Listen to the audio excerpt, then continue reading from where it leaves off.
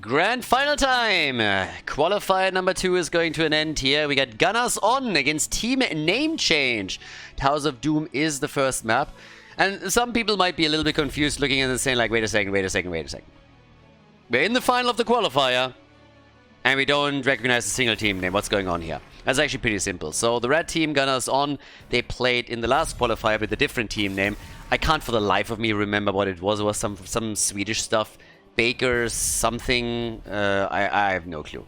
But yeah, so it was like Chili Mountain, Cold Mountain, just in Swedish. That was apparently an attempted meme. But after that, 2 players left Chili Mountain and joined them because Whoopi and Smexy wanted to play with Mene and Breeze. So they renamed the team and it's now called GunnarsOn, which is a bit of a double meme. Because first of all, apparently Oxygen, who are sponsored by Gunnars, held Whoopi hostage in CCL. Too much kiddie drama over there. And so that's part of the meme. And the other meme is that apparently Whoopi's last name is Gunnarsson, so they went for GunnarsOn. The interesting part is that Whoopi doesn't even play today because he didn't have time on Wednesday. And yeah, he will join the team obviously eventually, but today they're playing with a sub. But that's the story behind GunnarsOn. The story behind Team NameChange is that on today's Wednesday, a few of the teams weren't able to sign up. That includes the Donuts and the Hardos. I actually think that the Donuts missed that there was a tournament today. So obviously now we have tournaments on Wednesdays and Sundays again, but apparently they either didn't know that or didn't sign up for it. Either way, we had still Team WA participating, but they decided to heavily meme in the semis. And they memed a little bit too much because they lost without taking a single map. Team NameChange won both of the games. And it was even more funny because in the first game, when we headed into the lobby, they just asked, please go easy on us, since they acknowledged right from the get-go that Team WA was totally out of the league when it comes to the skill gap. But then Team WA thought, you know what, we're going to be a little bit funny here, we're going to play a bit of a fun draft and we're going to lull around. And it worked for a long time, but at the late game, they were wiped in a team fight. Death timers are pretty high, so they lost map number 1. Map number 2 was a bit of a different setup. They tried late game strategy, also a bit of a meme, including Asmodan, didn't work either, and all of a sudden they lost and find themselves now in the 3rd place decider. That's what happened. So now we get some fresh blood in here on the left side. Team NameChange is ready, but here we have it. So when it comes to the draft, we got the ban on Samoro again to shut a monkey down. He picks Urel instead, and we have Azerite on Lunara. If you watched any of the previous games, especially the semis, you know exactly what that bad boy could do with Lunara. So that's kind of crazy. And on the left side, the early pick into Junkrat here on Towers of Doom. And we got Blaze, and we get Anduin. And when you see Anduin, then alarm bells should start ringing, because the question is immediately, Genji, is it a light bomb? Is it maybe a Holy World Salvation play, or are we going to see some kind of light bomb combo? And if it is a light bomb combo, then who is it being played with? But yeah, so Stitches gets banned, and we have a ban on Anubarak. Stukov is also eliminated, and that's mainly because GunnarsOn has played Stukov a lot here. But there's the Tyrande Falstad setup. Okay. Is that a Mirrodin? Are we going to see a Mirrodin last pick here? The good old Miranda combo. Or will it be instead... I mean, I guess technically you could play Varian. Varian Tyrande would work. Mirrodin Tyrande would work. I suppose you could do it with Jojo. It's not quite the same thing. Diablo. Breeze's Diablo is crazy. If he combos it well with Smexy, that would work as well. But here comes a double pick for the blue team. And they pick Mirrodin away. They pick Mirrodin away and they lock in a Zeratul. Okay. I see a Diablo in our near future. And there he is. Toxic Diablo again, the green screen for Breeze. Towers of Doom, map number 1 in the grand final, the best of 3 series. Qualifier number 2 for the main event, the X-Cup Fall continues. Words today, I promise, they're hard, but yeah. Anyways, let's head into the first game of the series, everybody. Team NameChange against GunnarsOn in game number 1 of this grand final. The teams are fighting for points to participate in the playoffs. We have plenty on tournaments. The first one is already over. Here we are in the grand final number 2. The loser gains 7 points. Even if Team NameChange loses here, they're going to be pretty happy about that. The winner, of course, takes 10. And that would be pretty neat for GunnarsOn because they already got 4 points. So, pretty decent for them.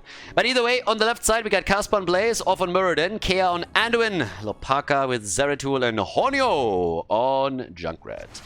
GunnarsOn with Main on Falstad, Breeze on Diablo, Azerite on Lulnara again, Monkey with Urel, and Smexy on Tyrande. Hibbity Hop on level 1. 15 stacks for Main on the Gathering Storm? What? Wait. I blinked and he was at 15. What just happened? Okay, so Mena is hitting that hard over here. 20 stacks for our boy. And yeah, not bad. I mean, he's going to complete that one in record time, so good for him. Now, down at the bottom of the map, we still have our little 3-man here. And they are trying to go for Zeratul with a little bit of extra damage. So far, that's not happening. There's a jump. And Lopaka is moving out. He's going to be the one to engage with the light bomb later on in the game. Level 1 went straight ahead into the Shadow Hunter. And yeah, Maida's just smurfing at this point. I mean, it's just straight up smurfing. Honestly, at this point, you just can go, like, hands off keyboard and just say go next. 20 stacks after 10 seconds. I mean, it doesn't get much better than that. So, okay. Now they double check with the Owl everything that happens down here. Yeah, no problem. I don't think they can invade this, but Breeze was definitely thinking about it, as you can tell. And of course, they're hoping for the combo with Diablo, which they didn't get so far. Yeah, stacks also for Boy Samoro, going for the new habits. And here comes the first play, and Smexy griefing! Didn't follow up with it on anything. Yeah, gets the stun down here though, and that's a kill. Yep, that's a kill. Junkrat is dead. Alright. Smexy can apparently see the future. And he's like, you know what? That's not going to lead to a kill here, but just you wait. We're going to get Junkrat if I hold my stun back for another second. So yeah, good on him. So they get the kill. That's the first blood. Junkrat is already down. And that's a punishment that they definitely didn't expect. So now we have a bit more poke down here. And Azerite is just doing the same thing to Team NameChange that he already did in the semi-finals earlier. Yeah, he's just killing it right now. Absolutely killing it. Hopping around with Lunara, getting the damage in. Muradin, by the way, on level 1 with a Thunderburn, so we're going to see the healing starting on level 13. Again, you can either go for the damage output on level 4 and then go into the other thing. Bronzebeard Rage, exactly. Or play it out like this. And talking about playing it out, they are playing out Zeratul. Doesn't stand a chance here. So yeah, in this case, healing setting on level 13 is going to give the synergy on a double clap and survivability there. Another stun against Anduin, who's going for the French defense, running away as fast as he can. But here comes Mena, and he gets the kill. Anduin is down, that's 3 kills to 0, and we are talking a double altar. Boom. For the team in red. GunnarsOn, they are taking 2. The blue team gets 1 altar and is able to lock in a few shots at least. But of course now the level 7 is about to kick in for the red team and they are starting to murder. It's all about the momentum build up here. The Chokin Pollen is now in as well. We got that on level 7. We get the Righteous Momentum and Breeze with the Diabolical Momentum. Whereas the Moonlit Arrows get locked by Smexy, the Smex Master. Okay. All the way top side. They're trying to go for Monkey this time. Bit of a tag team style here, slowing him down, but yeah, he still gets out. It's the Space Goat after all.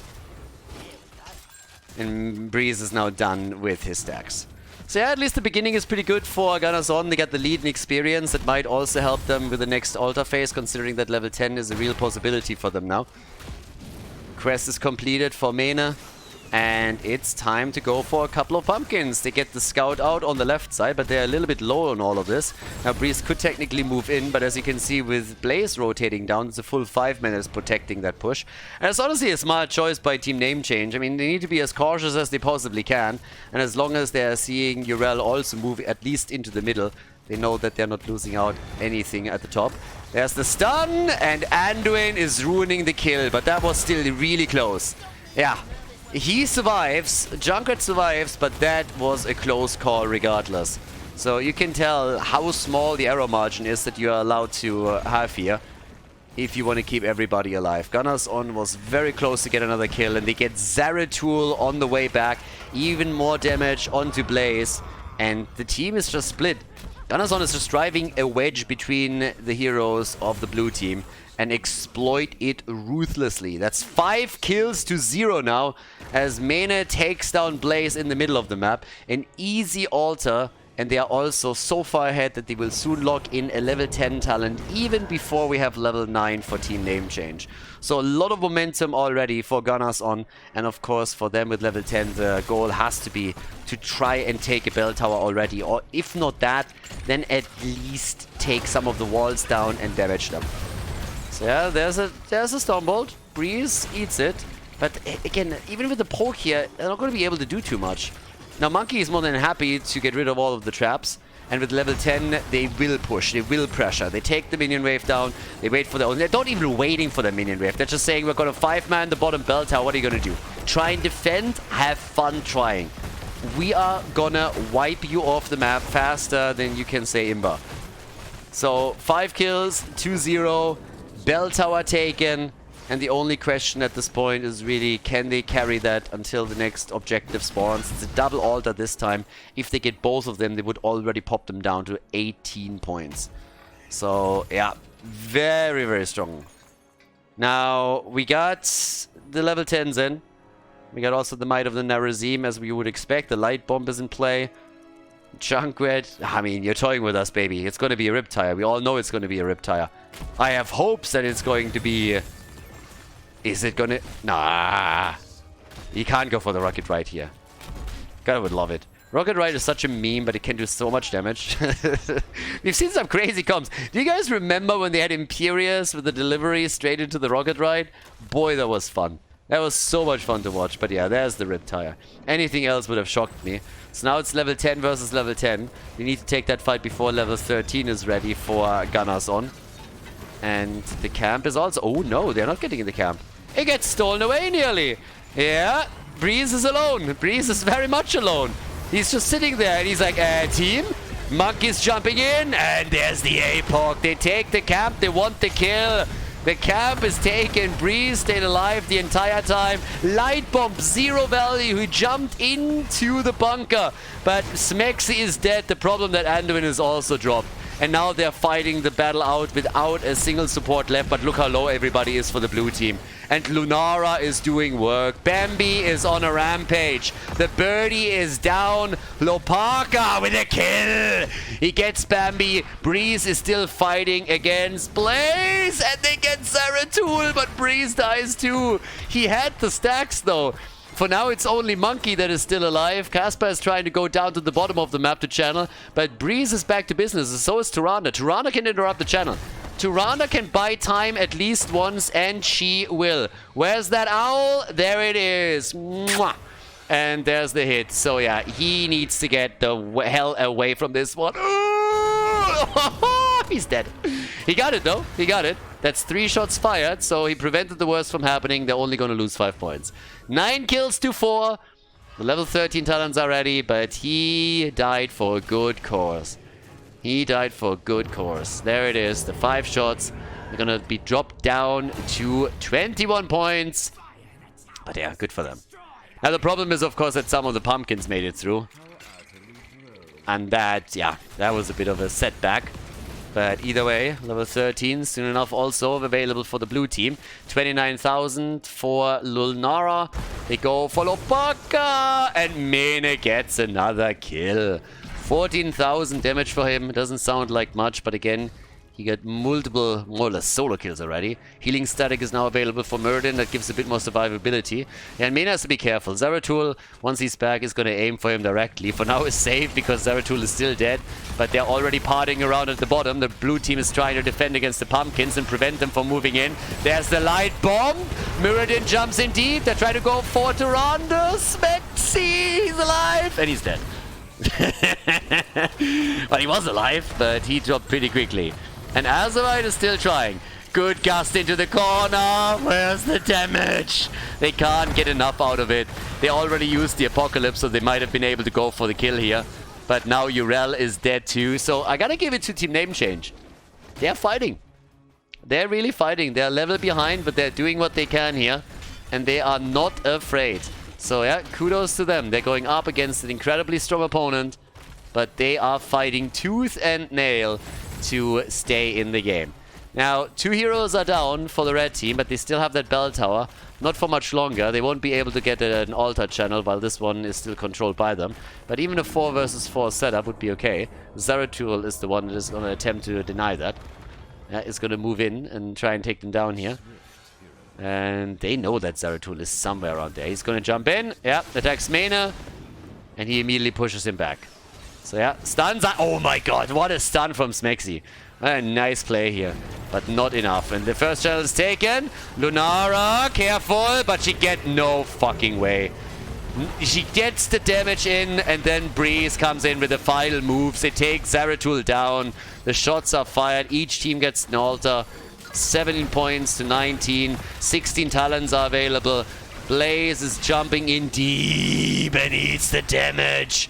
Mena tries to go for him. There's the stun. Junkrat is already dead. And Blaze dies too.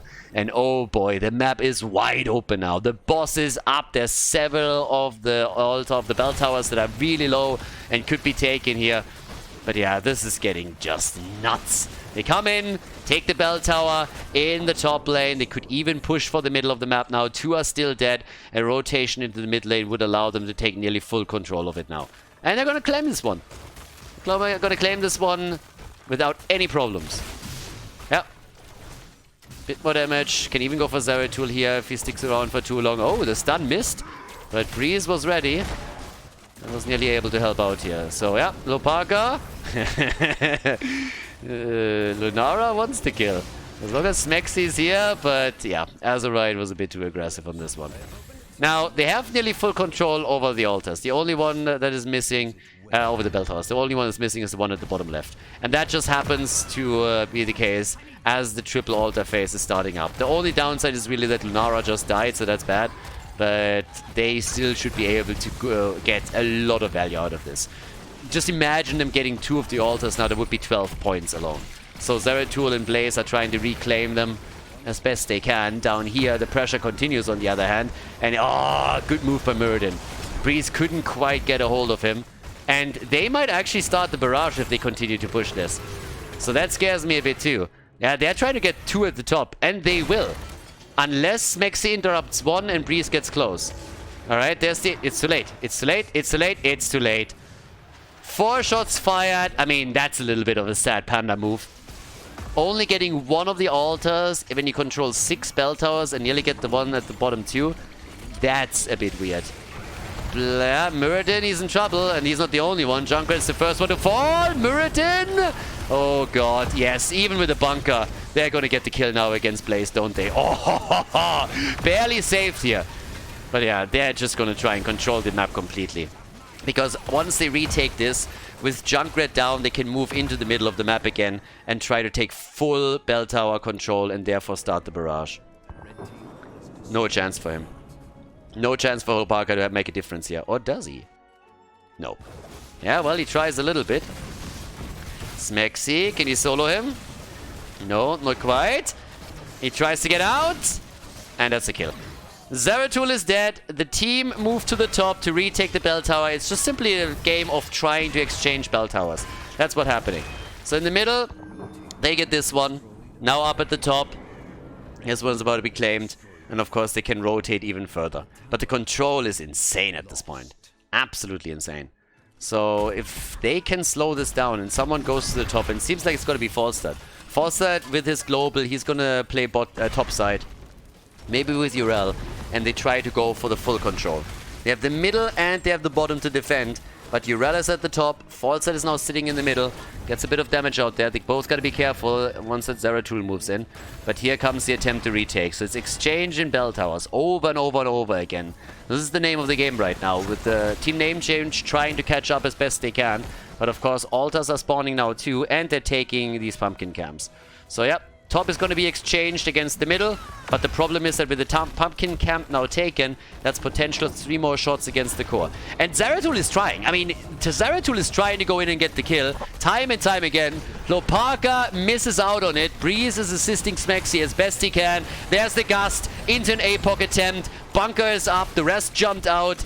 Exchange of cooldowns as Urel is channeling, and that is 6 shots fired against Team NameChange. They're going to be down to 6 points on the core. Single digits as they're inching closer to level 20. But here's the real problem. Once they lose this bell tower, the barrage starts, and I don't think they would be able to bring it back. There comes the stun. Nice. Oh, Breeze again. Breeze again with a big stun and the save for Mane. And of course now there's the flank, and Anduin is alive. Is able to make it out, but Mirren is not so lucky.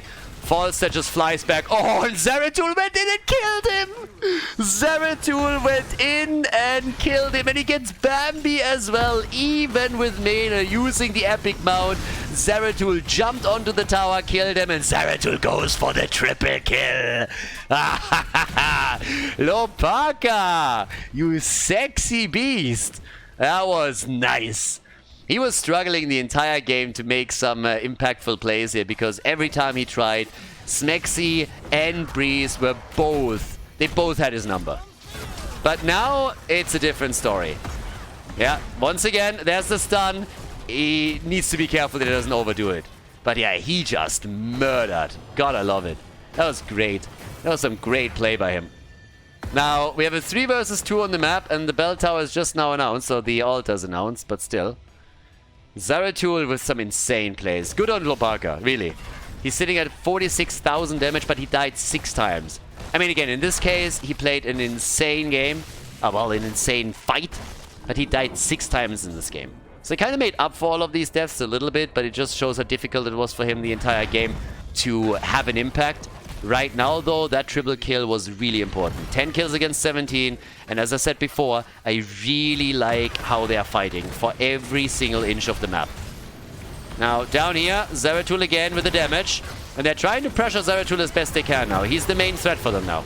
Smexy already with the ult, pops it quickly, as they're starting to go in again. Blue team is losing hit points, and Zeratul is in real trouble. Zeratul is low, and he gets away! Zeratul gets away, light bomb is out, stuns are coming, and he has the APOC, and he connects with 2. Monkey is still alive, and oh my god, what a chaos, what a fight, what a bloodbath, damage everywhere. Another stun into the wall, Breeze gets flipped over, Lunara dead, Breeze is also down, and now the chase is on. The blue team is completely low, everybody is losing hit points here. Zeratul is in the back again, but this time he dies. On the other hand, Tyrande, she also got dropped. But Breeze is back. Breeze is back. 13 kills to 18. This is getting crazy over here.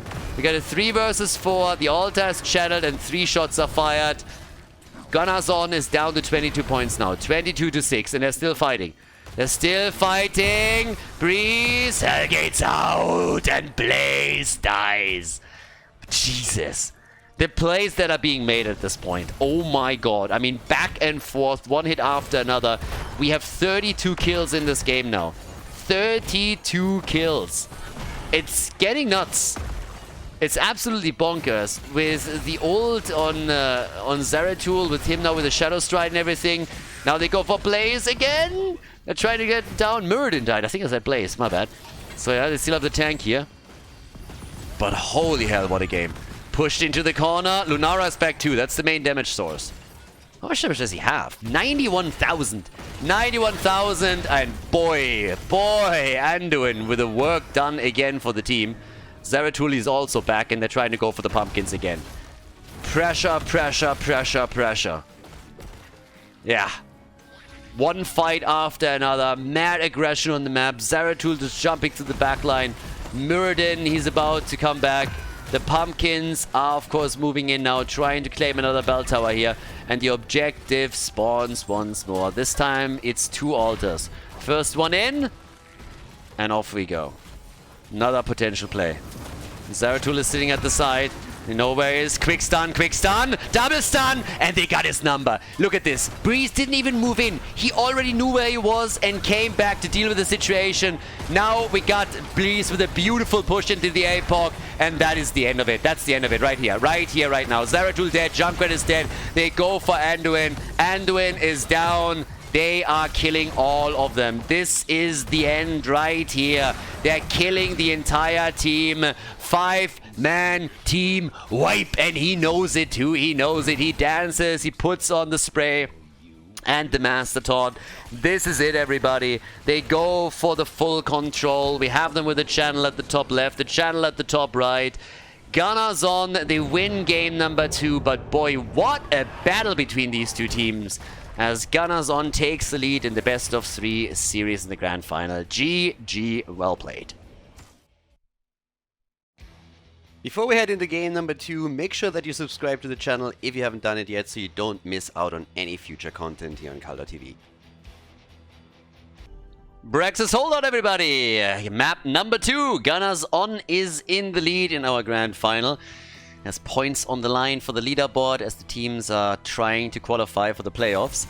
There's a ban on Samuro again. Now, I gotta admit, I did not expect Team NameChange to be in the finals. I don't think that Team NameChange would be in the finals if not for Team trolling a little bit too hard. Over-trolling, so to say, and being punished for it. But that's their own fault. They screwed it up themselves and they missed out of some points, and that could lead to them having a worse seeding when they were starting into the playoffs for the X Cup fall. So maybe they're going to take the next series that they play, the first map, a bit more serious, but yeah, time will tell. Then again, Team NameChange surprised a bit. Now, I don't expect them to win the series. I'm going to be honest here. I don't think that GunnarsOn is going to start trolling. I don't think that they're going to give them an opportunity like Team did. But I am quite surprised and pleasantly surprised at how well Team NameChange played in a lot of these brawls. Now, are they playing on the same level as some of the top teams in the European scene right now? Definitely not. Do they have some potential? Yeah, for sure. I mean, we can see how they're going to perform in the future tournaments. And if they're able to follow up on this performance here with maybe a couple of 3rd, 4th places, maybe just a couple of 5ths, that also gives them points. And we might even see them qualify for the playoffs if they are diligent about participating and disciplined about participating in all of the qualifiers, gather some points and get them together here. So I'm curious to see where the journey is going to lead them. For now, we're focusing, of course, at our second map, and we're going to find out if maybe they can force map 3. Stukov and Vala are locked in very early here, though, on Braxis Holdout. And on Braxis, normally you want heroes like Genji, Dehaka, anything that can move between the lanes very easily is more than welcome in a draft on Braxis. Could still, of course, see Rexa, who is pretty much a go-to for a lot of the teams on Braxis and other maps, so we'll see. But I'm a bit interested what the draft is going to hold for us, especially with Monkey playing. If he is going to be the one playing that, or what they are going to do instead. Well, there's the Jojo ban. Yeah, Dehaka in the top lane. I guess with Dehaka in the top lane, you can still go for Urel. Urel is good too. You don't have to go Rexa. Urel is also in a decent spot because she can traverse terrain very easily and she can hold her own on the lane. But with Stukov and Vala already starting the draft up, the 4-man could be really powerful here. I would really not mind to see eventually that Zarya come in, but I just can't see any of the players swap into a Zarya here. Mena wants to play someone that has more of an impact. Unless Azerite swaps Vala over, and I don't really see that being Mena's forte either. Monkey is going to take the top lane, Breeze is going to go for main tanks. Yeah, I don't think that they have a lineup that really lends itself to a good Zarya draft here. We get Rexa for the top lane, Monk is playing it, the king of Dragonshire, and Braxis Holdout gets picked once again. By far the best solo laner for these two maps. Not because he can defeat everyone else in a 1v1, but because he wins the objective. Unless the other team rotates over, which they are forced to do, or they're going to lose the objective eventually. That's just how it goes.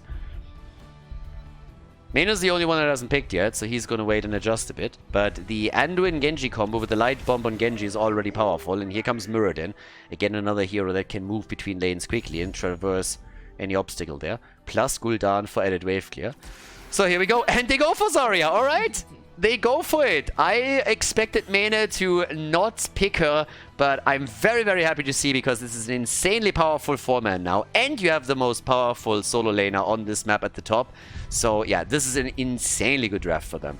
A lot of danger coming from Team NameChange as well, but still, this is a good draft for the red team. Braxis Holdout, everybody. Map number 2. Braxis Holdout. Let's go. Team NameChange against GunnarsOn on the left side. Casper on Dehaka. Lopaka on Genji.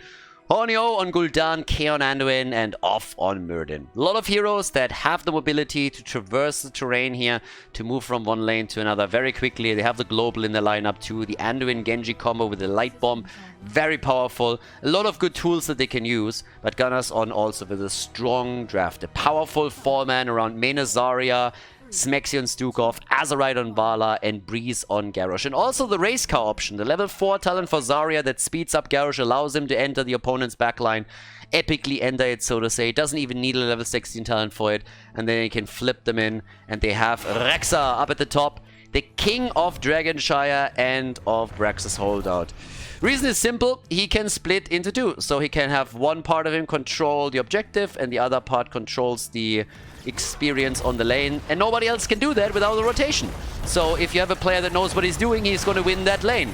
Talking about winning, down here they're already winning the 4-man. And that isn't really surprising either, because as you can see, that 4-man is just nasty. If you have a Zarya 4-man setup, it's too powerful. There's the double kill. Vala comes in, Muradin and Genji immediately dead. And that is the power of having a great draft here on Braxis. You have a 4-man that is able to win the bot lane. You have a 1v1 at the top that can also be taken by your solo laner, and that just gives you total control over the objective, which is now announced in 28 seconds.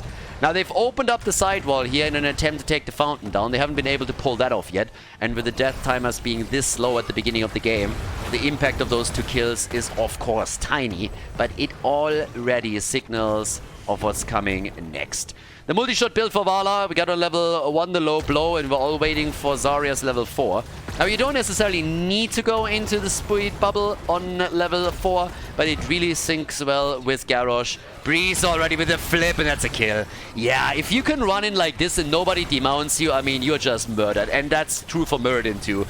Muradin is dead, the dwarf is down, and oh boy, they are fucking them up big time. Dehaka moved down, and now they're losing him too. What the hell? They just moved Dehaka away from the top lane, and Monkey is looking at this like, well, I guess I take everything now. So they're taking full control. I have no idea why nobody goes for the point. Breeze is finally doing it. So here we have him. And yeah, let's see what else they can do. They steal the opponent's camp away. They have level 4 talents already. They're just firing away. Have the absolute domination. 5 kills to 0. A level ahead. Control over the point. Genji is trying to move in. And they are now double teaming the top lane, which is exactly what they need to do against Rexa. But Monkey gets the damage out and nearly gets a kill against Lopaka. And of course that puts more pressure on the bot lane. If you have 2 heroes up at the top, the bot lane is going to get murdered even more. They lost it when it was a 4 versus 4, and now it's a 3v4 they have to play out against a Zarya combo, and that is just not working. And now, Anduin with a save. The save on Gul'dan. That would have been a kill. That would have been a kill, but now the fountain is gone. The lane sustain is eliminated. Top side, Garrosh, you guessed it, he's winning. Now that we are... Oh my god. Stop, please stop. Guys, do me a favor. If you have kids watching this, move them out of the room. I am not responsible if they need professional help after watching this. This is absolutely insane. This is illegal in so many states. Gul'dan is dead as well. They get the Dehaka kill. Your kids will be scarred for life if you don't move them away from the screen. They're gonna wake screaming up in the middle of the night because of nightmares they have here. The blue team is getting absolutely murdered. They're getting wrecked here. Mene alive. The minions are more dangerous to him at this point than the opponent's heroes. The objective is already moving through the top lane. It is a disaster for the blue team. They are getting crushed here. 8 kills to 0. 2 level advantage at the 3-minute mark. 3 minutes, 4 minutes in, and they're losing the fort at the top. The onslaught is there. The Zerg wave is going ham on this one. It's a talent advantage on top of it too for GunnarsOn, and they are just absolutely crushing them. More pressure on Team NameChange, and they would turn into a bunch of diamonds. It's insane. That draft was way too much for them to handle at this point. 2 forts are down. We are 4 minutes into this game. We're 4 minutes into this game. Genji is trying for a little bit of solo action. Protected, by the way. And with 7 hit points, he dies. Genji is down. 9 kills to 0. GunnarsOn, they've had enough. Game number 1, they looked at it and said like, well, welcome to the finals, guys. Glad to have you here. Couple of new names that show up. But then in game number 2, they said like, you know what? We don't have time for this shit. So they just moved in and decided that they would go for a murderous draft that absolutely crushed them. Absolutely crushed them. The draft, honestly, on the side of Team NameChange isn't all that bad. There's 2 reasons why all of this is happening. Reason number 1, the draft of GunnarsOn is simply better. That's reason number 1. Reason number 2, the skill gap between these 2 teams is just crazy. I talked a bit earlier about how the blue team ended up in the grand final. And again, good for them. But this is going to be a lesson. Now, the good news is it's a free lesson. Most of the players here on the side of GunnarsOn, as far as I know, they offer coaching, but they get the lesson for free here. And they have to watch the replays later and check this out, because as you can see, it is just a slaughter. They turn Brax's holdout into a graveyard. Everybody is just dropping. Muradin is dead too. 12 kills to 0. The objective hasn't been announced yet. And GunnarsOn is just asking themselves, like, what do we take next? Do we just go for the keep? Do we go for the core? I mean, boss? Like, boys, do we wait for the objective? What are we doing? Let's get level 10 first, I suppose. Anduin is the only one that hasn't died yet. Yeah, he went for the French defense in most of the fights and ran away. So that saved his ass. Muradin is still waiting on his level 7 talent. Finally picks it in. We got the level 10 abilities now ready, so there's nothing to interrupt for him. Muradin is dead again, so is Gul'dan, and they can kiss that keep goodbye. Double camp push at the bottom of the map, 14 kills to 0, 6 minutes in, and they might be looking for the core. Smexy, he's the only one that might fall, and no, Breeze has his back, and they're killing Dehaka too. What an absolute smackdown. Insanity. They go for the perfect game, and Vala ruins it. Reported. Insta-reported. They get the kill against Vala, 15 kills to 1, 3 levels ahead, 6 minutes in, they go for the core. Zarya is dead too, but so is the core. It's gonna fall, and that is a 7-minute game on Brax's holdout. GG, and well played as GunnarsOn takes the final.